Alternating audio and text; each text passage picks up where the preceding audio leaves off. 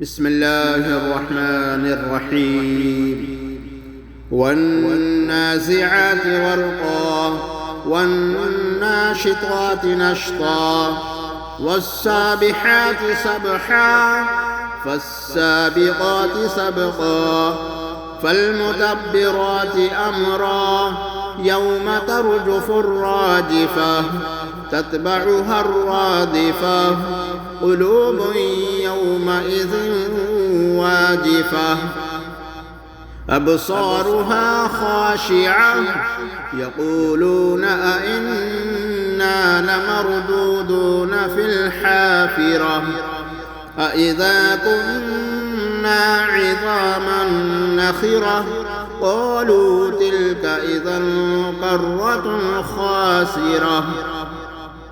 فإنما هي زجرة واحدة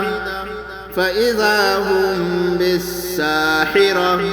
هل أتاك حديث موسى إذ ناداه ربه بالواد المقدس طوى اذهب إلى فرعون إنه طغى فقل هل لك إلى أن تزكى وأهديك إلى ربك فتخشى فأراه الآية الكبرى فكذب وعصى ثم أدبر يسعى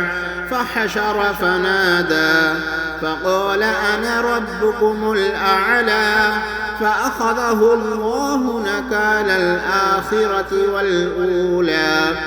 إن في ذلك لعبرة لمن يخشى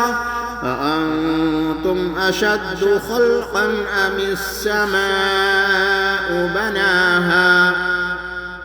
رفع سمكها فسواها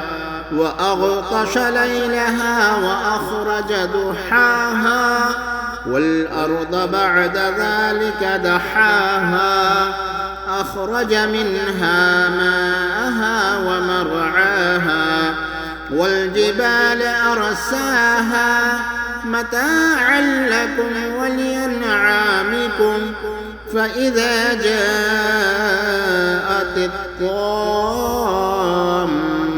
الكبرى يوم يتذكر الإنسان ما سعى وبرزت الجحيم لمن يرى فأما من طغى وآثر الحياة الدنيا فإن الجحيم هي المأوى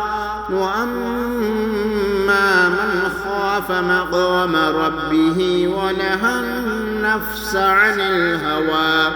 فإن الجنة هي المأوى يسألونك عن الساعة أيان مرساها فيما أنت من